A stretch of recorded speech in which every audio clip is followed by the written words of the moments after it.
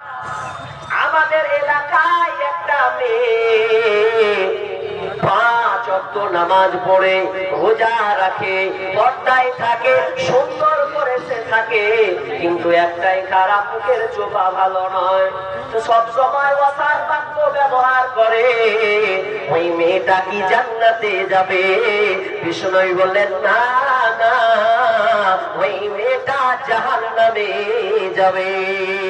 দ্বিতীয় প্রশ্ন, ইয়া রাসূলুল্লাহ, আর একটা মেয়ে আছে, যেই মেয়েটা যার কিনা 5 ওয়াক্ত নামাজ পড়ে, অত তাহাজ্জুদ বেশি জিয়াদা নামাজ নয়, অত নফল নয়, শুধু খালি ফরজ সে আপনার কিনা সিয়াম পালন করে, আর ক্ষুদ্র সে দান করে, পর্দায় থাকে। তবে শুনলেন নবী গো, ওই মেয়েটা এত সুন্দর, তার মুখের ভাষা এত মিষ্টি যে প্রত্যেকটা বাড়ি আপনার কিনা যত প্রতিবেশী তার চারদিকে আছে, সবাই তার প্রশংসা করে, সবাই তাকে ভালোবাসে। ওই মেয়েটা কি জান্নাতি কিনা? বিশ্বনবী বললেন ওই মেয়েটা হলো জান্নাতি। কত যত ইবাদত করেন দুনিয়াতে, আপনার মুখের ভাষাটা নরম হতে হবে। আপনি যতই বড় লাসায় হন, প্রত্যেকটা ব্যক্তির সঙ্গে আপনি যখন কথা বলবেন সবসময় নম্রতা বজায় রাখবেন।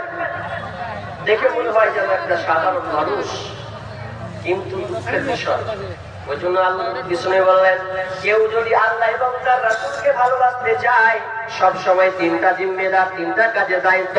কথা বললে সত্য বলবে, আমানত দিলে আমানত রক্ষা করবে। 3 নম্বর বিষ্ণু বললেন, প্রতিবেশীর সঙ্গে ভালো ব্যবহার করবে।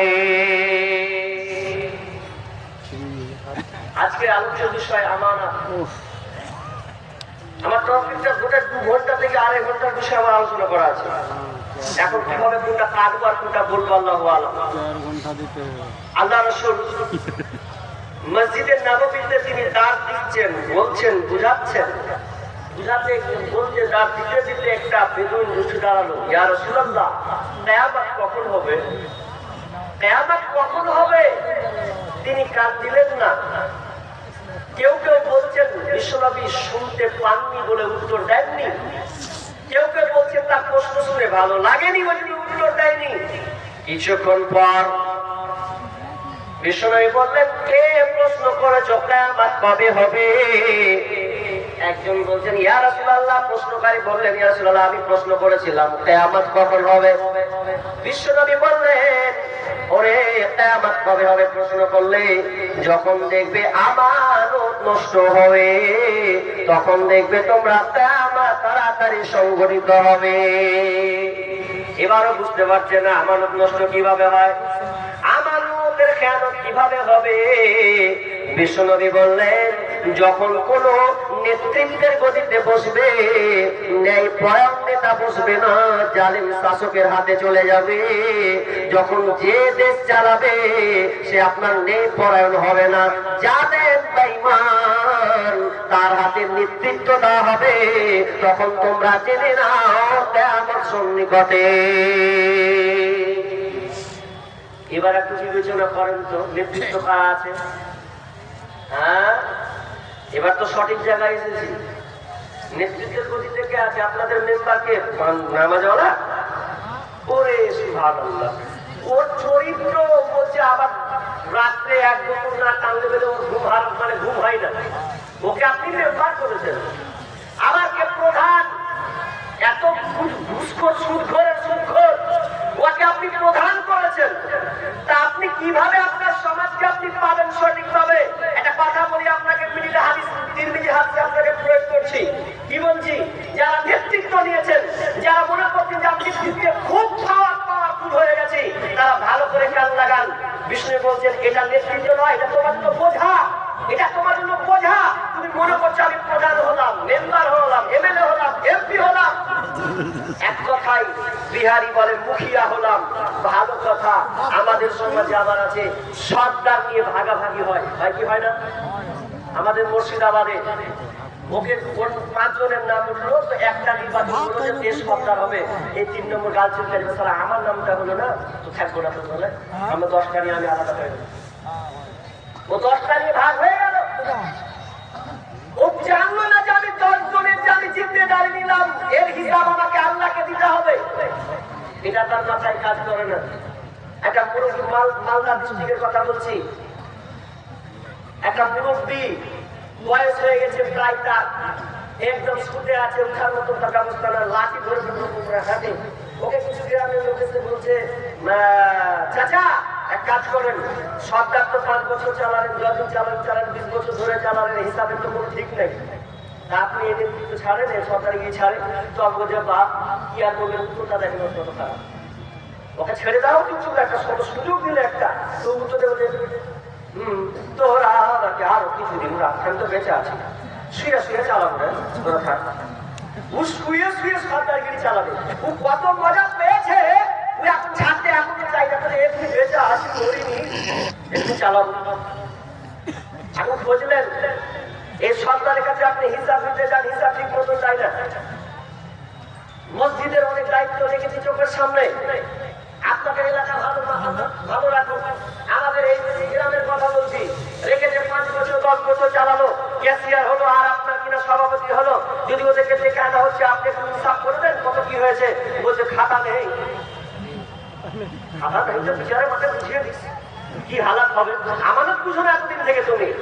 বিশ্বনবী বলছেন আমানত, আমানত কি ভালো করে শোনো, যে নেতৃত্ব পেয়েছো, যে আপনার কিনা দায়িত্ব নিয়েছ, ছোট হোক কিংবা বড় হোক, যে কোনো দায়িত্ব হোক না কেন, বিষ্ণু বলছেন তারা যেন সব সময় এই 3টা কথা মনে রাখে। 3টা কথা মনে রাখেন, সন্তান মরণ ভালো করে কান লাগান। 3টা কথা আপনাকে মনে রাখতে হবে। কি কি সেই 3টি কথা? তার আগে আপনাকে 2টা আগে উদাহরণ দিয়ে আপনাকে বুঝেন হাদিসটা প্রেক্ষাপট। ধরেন আপনাকে কেউ 1000 টাকা কিংবা 10,000 টাকা দিল, ওই 10,000 টাকা আপনাকে সম্মানের সহিত রাখতে দিল। এখন যে লোকটা পাবে সেই লোকটা হয়তো আপ চাইতে গেল, কিন্তু আপনি মারা গিয়েছেন।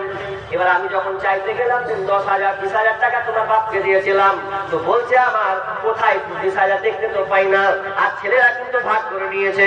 তার মানে এই দায়িত্বটা কত কঠিন। আপনি মারা গেলেন কিন্তু আপনি নিষ্কৃতি পেলেন না, আপনি বাঁচতে পারলেন না। শুধু এবার হাদিস শুনলেন, আব্দুল্লাহ ইবনে মাসউদ তিনি বর্ণনা করছেন, এই বিষয়ে বলছেন যারা আমানতকে রক্ষা করতে পারলো না, দায়িত্বকে ঠিক মতন বহাল রাখতে পারলো না, আমাকে দিন আল্লাহ বলবেন তুই আগে আমানতটা বুঝিয়ে দে, তোর আমানতটা তুই এখন বুঝিয়ে দে। সে বলবে আল্লাহ আমি আমানতটা কিভাবে বুঝাবো, আমি আমানত আপনাকে কিভাবে বুঝাবো, পৃথিবীতে ধ্বংস হয়ে গেছে, পৃথিবীতে শেষ হয়ে গেছে, আর কোথাও আমানত আমি বুঝাবো। আল্লাহ বলবে ফেরেশতাকে বলো, ফেরেশতা যাও ওকে হাবিয়া জাহান্নামে নিয়ে যা, নিয়ে যা, নিয়ে গিয়ে ওকে দেখা, ওকে আকার করে দেখানো হবে ওকে কতটুকু দেওয়া হয়েছিল, কতগুলো চাল দেওয়া হয়েছে, কতগুলো গম দেওয়া হয়েছে, কতগুলো টাকা দেওয়া হয়েছে, যত কিছু ওকে দেওয়া হয়েছিল ওগুলো আকারে তার সামনে পেশ করা হবে। তখন বলবেন নে ওকে ঘাড়ে করে বয়ে নিয়ে বেড়া, ওখান থেকে ওকে নিয়ে যা। যখন লোকটা ধরবে এবং ধরে বেঁচে যাব, মনে হয় ঘাড়ে নিবো আর ওখানে পার করে দিব, বেঁচে যাব। যখন সে কাঁধে নেবে এমন সময় হাঁটতে হাঁটতে আবার মালটা পালাতে শুরু করবে, ওই পিছনে ছুটতে থাকবে কতদিন পর্যন্ত, কিয়ামত পর্যন্ত এটা হতে থাকবে। শুধু তাই নয়, বিশ্বনবী বলছেন যারা আমানত রক্ষা করেছে, লোকের টাকা মেরে খেয়েছে, যারা আপনার কিনা জাতির সম্পদকে নষ্ট করেছে, তাই আমাদের দিন আল্লাহ তাআলা একটা আপনার কিনা পতাকা টানবেন, ফেরেশতারা একটা পতাকা দিবেন, ওই পতাকাটা তাদের আপনার পেছন দিকে ফুটানো হবে। সব পৃথিবীর মানুষ দেখতে পাবেন এই লোকটাকে হাদিহি বদরাতু ফুলান ইবনে ফুলান, এটাকে উমুকের রাজা উমুক, আরে উমুকের রাজা উমুক, যাকে দায়িত্ব দেওয়া হয়েছিল, সরকারের কাজ করেছে, মরণের কাজ করেছে, আপনার কিনা প্রধান মেম্বারের কাজ করেছে, এই দায়িত্বগুলো সে মেরে খেয়েছে। আর এইগুলোকে সেদিনকে সবাই বুঝতে পারবে এর উমুকের রাজা উমুকটা আমানতের খেয়ানত করেছে, সেদিন তুমি কোথায় পালাবে।